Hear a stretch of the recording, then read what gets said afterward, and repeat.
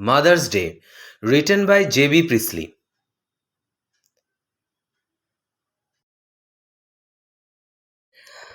The play opens with Mrs. Pearson and Mrs. Fitzgerald sitting at a small table. Mrs. Fitzgerald has just predicted Mrs. Pearson's future. She exhorts Mrs. Pearson to stand up to her family and not let them treat her like a doormat. Mrs. Pearson responds that she loves them too much even though they are selfish. She says that she keeps dropping hints, but Mrs. Fitzgerald urges her to be more forceful. Mrs. Pearson is doubtful that she can do it, also, she doesn't know how to go about it. Mrs. Fitzgerald, who knows some magic, suggests that they exchange bodies. She would then deal with Mrs. Pearson's family. Mrs. Pearson seems bewildered but agrees to try it out. Both women sit across the table, holding hands and staring at each other, while Mrs. Fitzgerald starts chanting. They collapse but wake up again, having exchanged personalities. Mrs. Pearson now looks bold and confident, while Mrs. Fitzgerald seems nervous and unsure. Mrs. Pearson, speaking like Mrs. Fitzgerald, claims that she can deal with the Pearson family. Mrs. Fitzgerald is alarmed that they might not be able to change back. Mrs. Pearson reassures Mrs. Fitzgerald, advising her to go to her place for a while and then return to see how things are going. Mrs. Fitzgerald leaves, and the confident looking Mrs. Pearson starts playing a game of cards. At this point, Doris, Mrs. Pearson's daughter, enters, demanding that her mother iron her dress. She is shocked when she sees her mother smoking, but Mrs. Pearson responds calmly that there is no law against smoking. Doris is even more startled when Mrs. Pearson declares her intention to go out in the evening for a meal alone.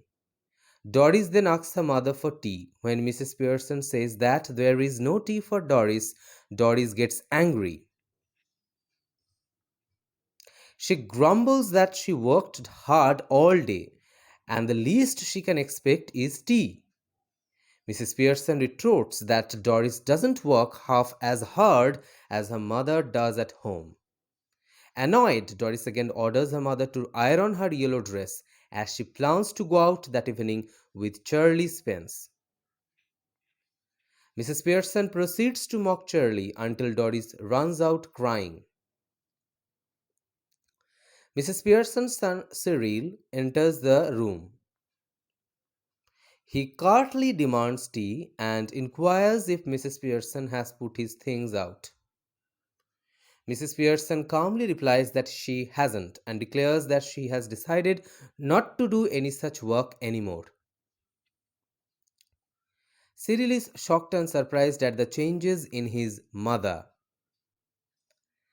Doris returns with red-rimmed eyes.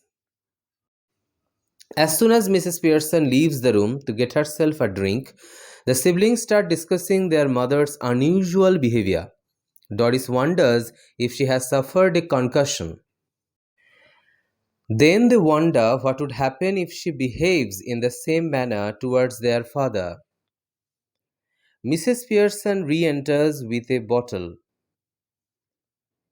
When both children claim to be tired after working 8 hours a day, Mrs. Pearson says that she too has worked 8 hours. She then declares that she, like everyone else, will only work 40 hours a week and not on weekends. The siblings are alarmed. Cyril leaves to make himself something to eat. Doris asks her mother if she is serious about not doing anything over the weekends. Mrs. Pearson says that she might do some cooking provided she is thanked for it. Mrs. Pearson even declares that she might go somewhere for the weekend. Doris is stunned and tries to gather more information. Mrs. Pearson retorts that she is older and able to handle herself better than Doris. Doris is again reduced to tears when George Pearson, Mrs. Pearson's husband, enters. George conveys his displeasure on seeing Mrs. Pearson drinking. Mrs. Pearson's calm reply that she wants to drink amazes George further.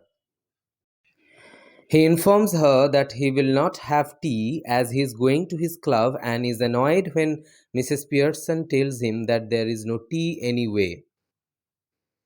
Mrs. Pearson ridicules him for being angry about the lack of something he doesn't want. She goes on to say how people at the club call him Pompey Umpy Pearson because he is so pompous.